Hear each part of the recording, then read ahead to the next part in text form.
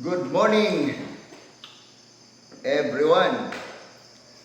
So we will start our word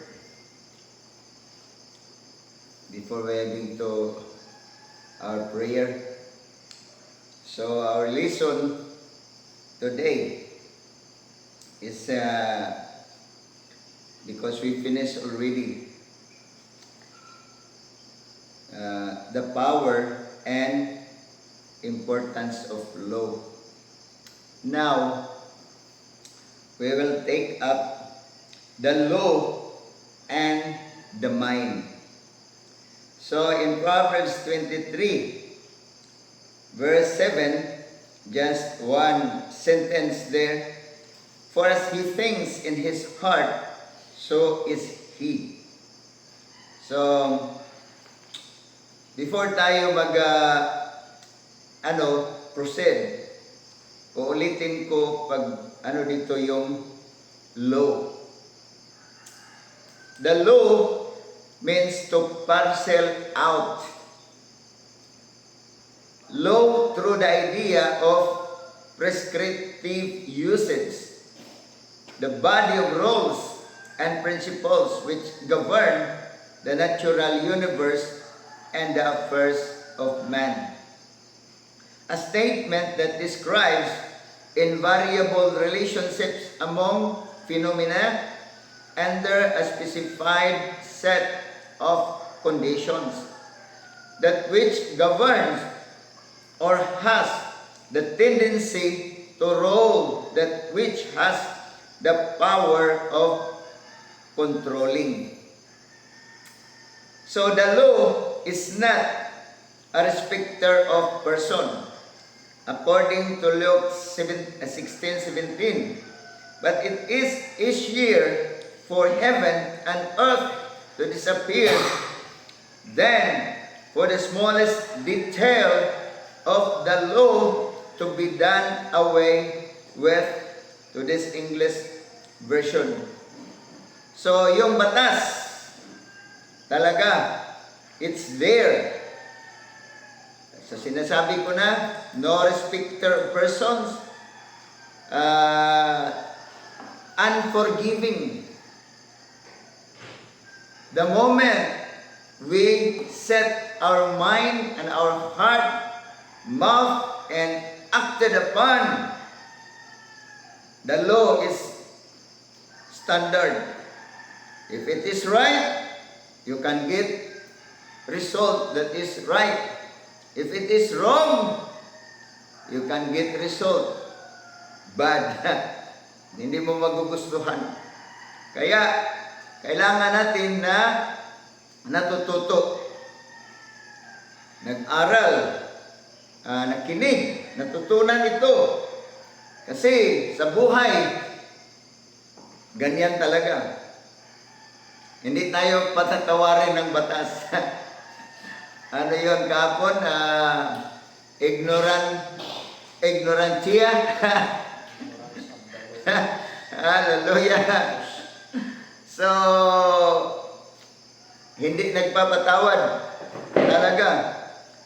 Yung kahapon, ignorantia, lihis, niminim, igsusat. Ignorance of the law excuses no one. Walang exempted. Sabihin mo, hindi ko man alam yan. You are accountable. So, dito na tayo. God gave man dominion. Ang tao, binigyan ng Diyos ng dominion. So, yung word dominion, to rule, to govern, maghari, siyang namamahala. Ngunit, kailangan law-abiding yung tao. There is a law of God.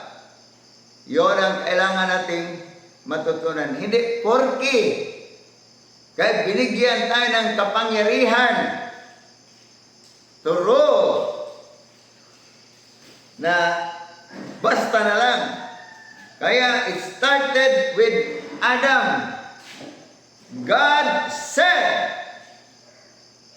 Adam, all of this I have created. You can benefit them except for one. Doon sa gitna ng garden, mayroong isang puno that never even to touch. Sa paghipo pa lang. Much more, do not ever taste it. Try to taste it. Huwag ka talagang kumain. Dahil kung gagawin mo yan, mamamatay ka. Yung word na kamatayan diyan, it's not physical death. Ang meaning ng death o kamatayan is just separation. Hindi namatay ang tao na basta wala na. It's not. Because we are an eternal being. Just like God. Hindi na mamatay. Tulad din ng mga demonyo. They are eternal. So, yun. That means, you will be separated from me. Sabi ng Diyos kay Adan. Pero si Adan, hindi maingat. Hallelujah. Kaya sabi ng Genesis 1:26, and God said, let us make man in our image, after our likeness, and let them have dominion. Just stop there. Binigyan ng dominion. Kaya, kahit nagkasala ang tao, God cannot just forget man. Kasi dalawang bagay yan. Man is coming from God. Second, man had been given dominion. At yung dominion na yan, hindi pwede na ang Panginoon magtulog-tulugan, forgetting about it. Hindi pwede na si Satanas forever can have it.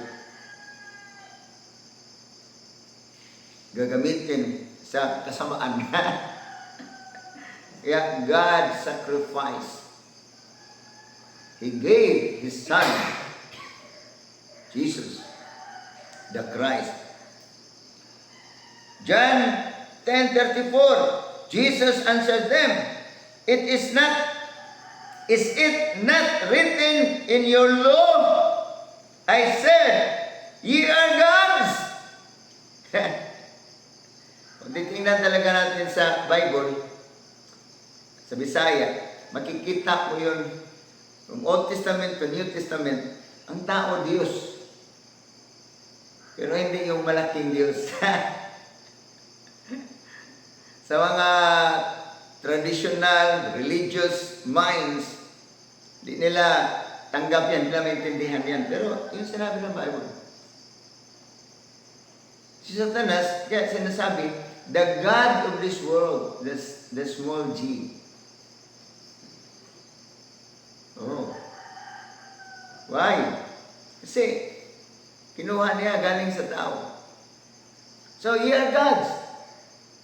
Kayo, ako, tayo, we are gods. Diyos tayo sa mundo.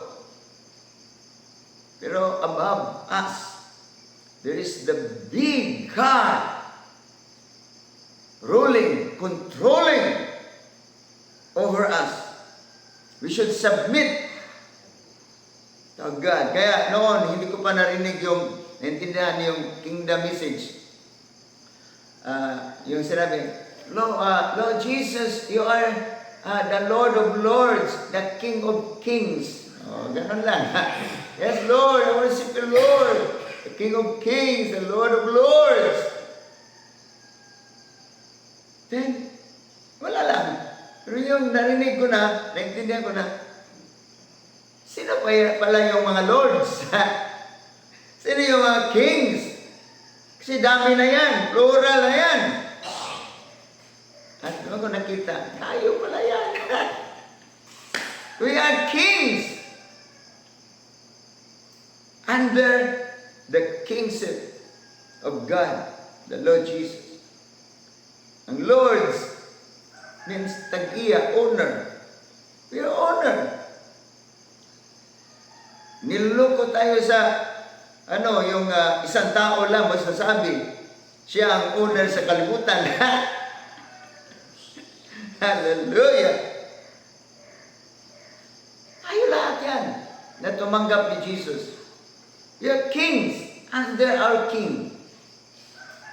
We are lords under the lordship of our Lord God. Hallelujah! So number 2, in giving man dominion, God placed the responsibility for man's success and achievement into His own hands.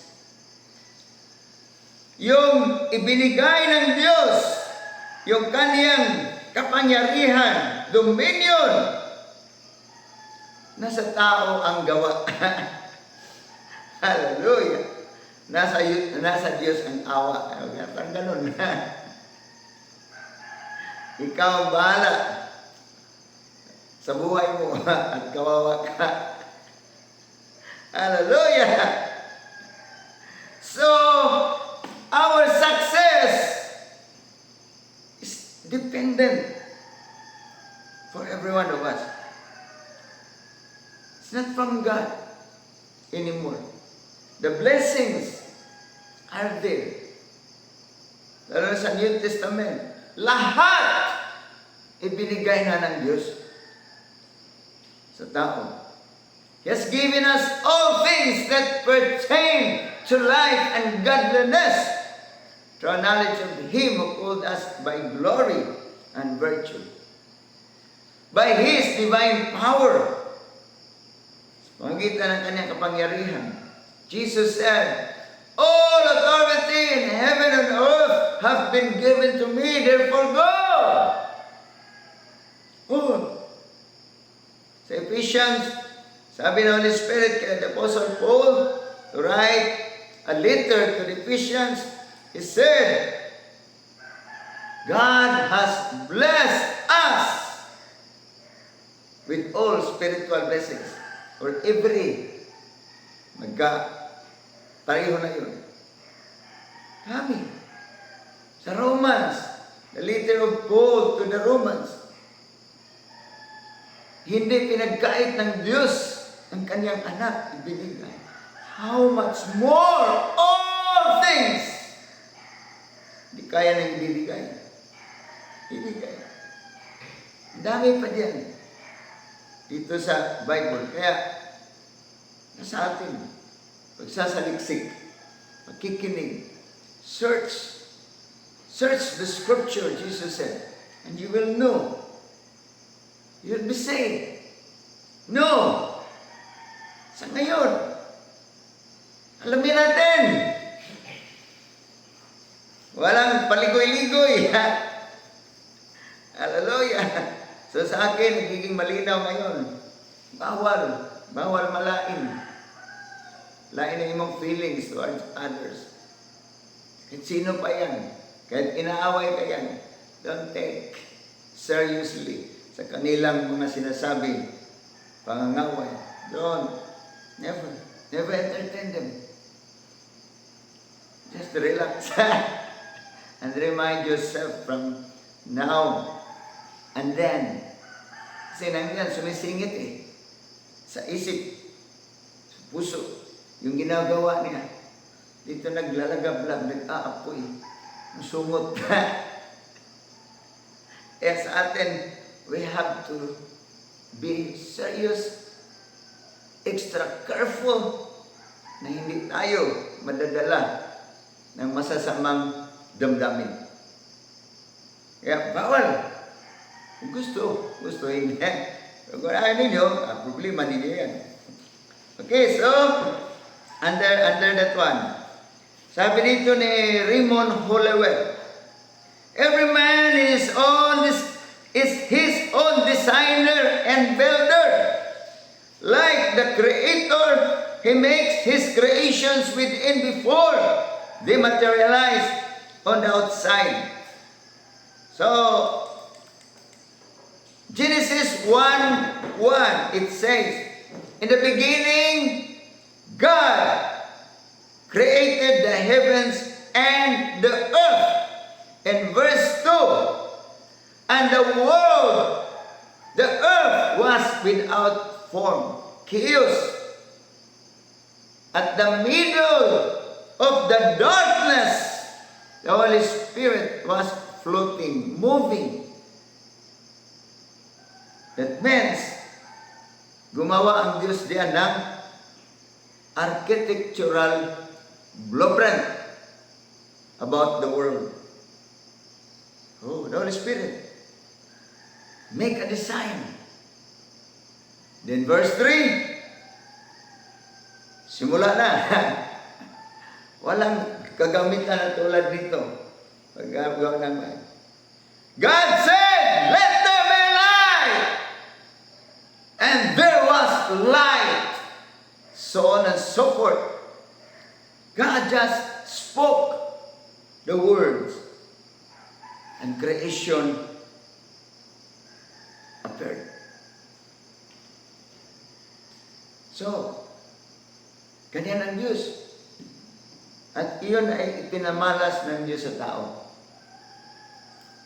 So, tayo tao ang responsable. Sabi dito, all fears of sickness, poverty, and old age are impressions, ideas, and mental pictures long before they become painful realities. So, ito, nakakatakot na karamdaman, kahirapan, at yung pagiging matanda. Kaya sa mga matatanda, pag hindi tayo natuturuan at natuto sa salita ng Diyos, malimutin at madamdamin, daling mahiubos daw. Inyo na lang yan. Ayaw ko. Kaya bawal na. Batambuhin. Ano sinabi dito? Yung ganon, lahat. They are just ideas. At magiging buo siya sa isip before it becomes a reality.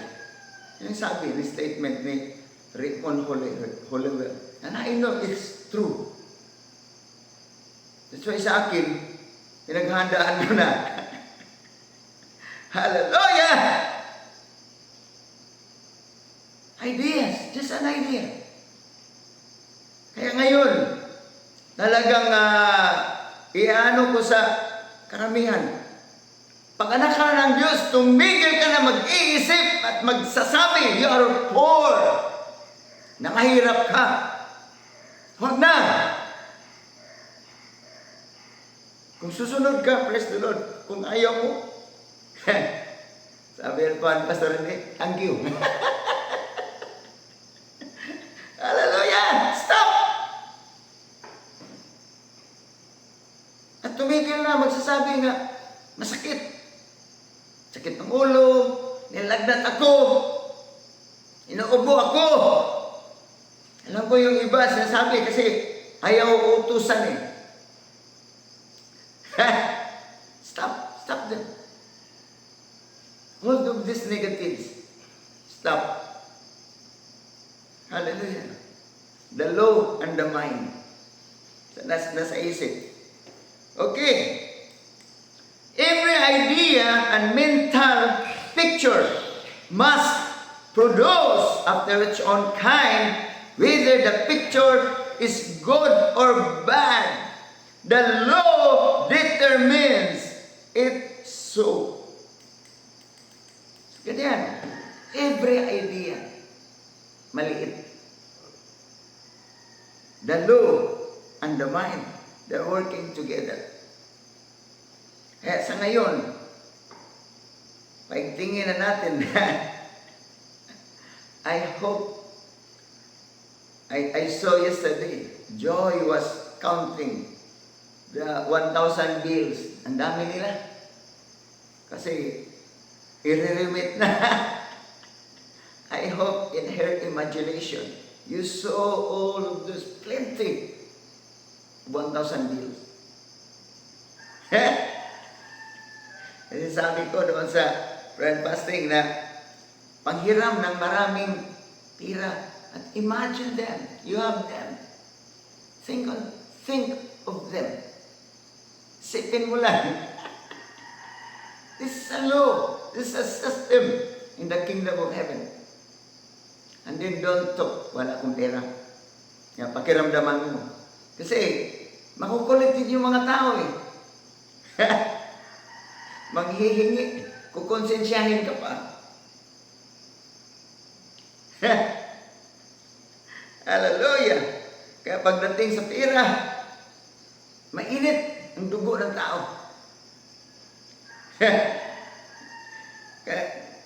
Kaya napaka-ano lang, kalma lang. Kalma ka lang. Hallelujah! Ito, tatapusin ko na itong mga statements ni Raymond Holliwell. The law does not question or challenge the kind of picture we give to it. It only knows that it must take what is offered or planned and then proceed to materialize it into a visible form. The law and the mind. The law don't care. Kasi ano ang sinisit up ng mind, yun lang. Ang tatrabahuin ng law. Yung batas. Kaya napakalaga dito. I really like these teachings. It helped me a lot. Hallelujah. Kasi yung bang flow ng expenditure, yung gastos, mabilis kaysa flow of yung bang coming. Kaya, kailangan natin na paigtingin natin yung ating paningin at pananampalataya. Tulad yung living by faith and living by faith. Yung fix sa natural, you're looking at the natural. But here, we are looking on the supernatural by faith. At sa akin ngayon, if your faith is strong, developed, founded, grounded, energizes, then it will fix everything. So, living by faith, living by faith, and faith will fix everything. Hallelujah! Tatapusin ko. Mechanical engineering is the same as mental engineering. They are both dependent wholly upon a creative intelligence. Mental photography, like mechanical photography, produces exactly what it says. We cannot picture thoughts of poverty, failure, disease, and doubt, and expect it in return to enjoy wealth, success, health, and courage. Working with the Law by Raymond Holliwell. So, don't expect. Sa isip mo, sobrang hirap, urdoy, bankrupt, and then, masakitin. At iba pa dyan, nagda-doubts, worries, you cannot believe. Don't expect. In the opposite, na karangyaan. Marami. Kagalakan. Victory. No, never. Never and never, because it will not happen. Hanggang pangarap ka lang. Mangarap kang mananalo ka sa luto, sa sweepstakes, kaya tumataya ka diyan. Never. Never expect. Sa ngayon, kaya ang mga intelihente nagninegosyo, yung multi-level na tawag yan, yung pyramidic, maraming maaakit. Kasi imagine, ngayon may sa akin ng business. Imagine, yung 5,000 mo, ang dali, kung gugustuhin ko talaga. Pero, I don't think so. Ang 5,000 in 3 days, it will produce you 70,000. Hallelujah! Oh, yung nagdidemo ngayon sa mga products. Yeah. Yun sila nga nagbenta. Ano yun? Kumitita yun. Bilis. Pero you have to focus. Imagine yung isang kaibigan kong pastor dito sa UPC. Ano lang, part-time lang yun sa kanya. Pero bawat makatanggap siya ng chiki, ano niya doon, dideposito niya doon sa, nag-open siya ng account sa Land Bank, sa Sugod. So, tuwing may chiki siya, kanyang dideposito doon. Yung mayroong multi-cab na binibinta na ng 70 pesos, 70,000. So, pinuntahan niya yung kanyang deposito doon. Umabot na pala ng 70,000. Nabili niya yung multi-cab. Ang ganyan. Yun ang mga multi-level. Pero alam ko, still, marami diyan na ngayon, kahit tinatanong ko isang kasama natin na nasaan yung purple corn. Yung pumunta dito, sabi ko, bumabalik ba? Hindi na. Hindi na wala. Narin ang purple corn.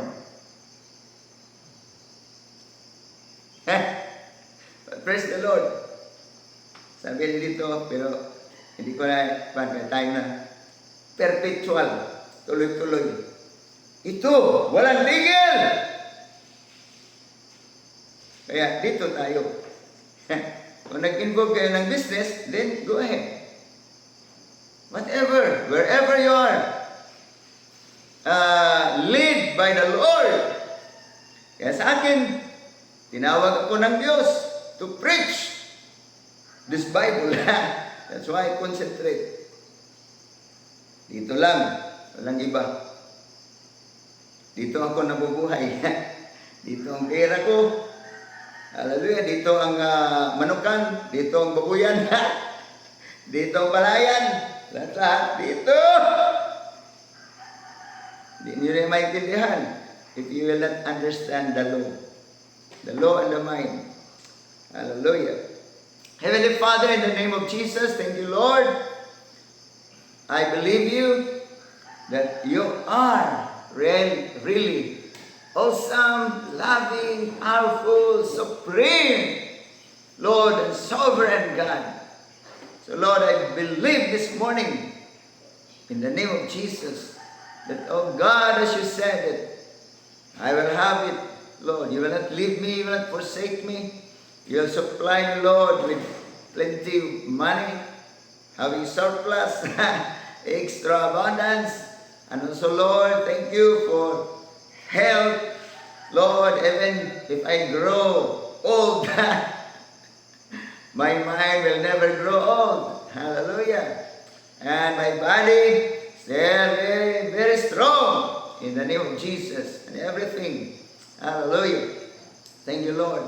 I declare and decree this morning, in Jesus' name, those who are suffering with sickness, disease, and physical infirmity, in Jesus' name, I declare healing. Be lost now in your physical body. Get healed now. Receive your healing. I curse the sickness, the disease that is bothering you in Jesus' name. I curse that one. I let the germs to die now by the power of God. In the name of Jesus. In the name of Jesus. Hallelujah. Thank you, Lord God. I praise you. I also declare and decree financial, material wealth of God to come to provide every need that everyone has right now. Any payment that should be made today, I declare the supply, the provision to come in the name of Jesus. Satan, demons, and spirits, I rebuke you now. I cast you out and stop you from holding back this money, this material, this healing in the name of Jesus. In the name of Jesus. Also, Satan, demons, and spirits, I rebuke you over our loved ones, our family members. Stop controlling them. In Jesus' name. Lost everyone now. In the name of Jesus, I declare salvation of our family members, our loved ones. In the name of Jesus. In the name of Jesus. Thank you, Lord. God, my Father. Lord, your angels, they are in charge. Oh, Lord, to minister the saints. Thank you, Lord. The angels are, Lord, in charge now, bringing the answer to everyone right now that believe. In Jesus' name. Amen. Okay, we'll go to prayer. Hallelujah. Pray individually. Pray. Cry out to the Lord. Umiyak ka sa harapan ng Panginoon. Hallelujah.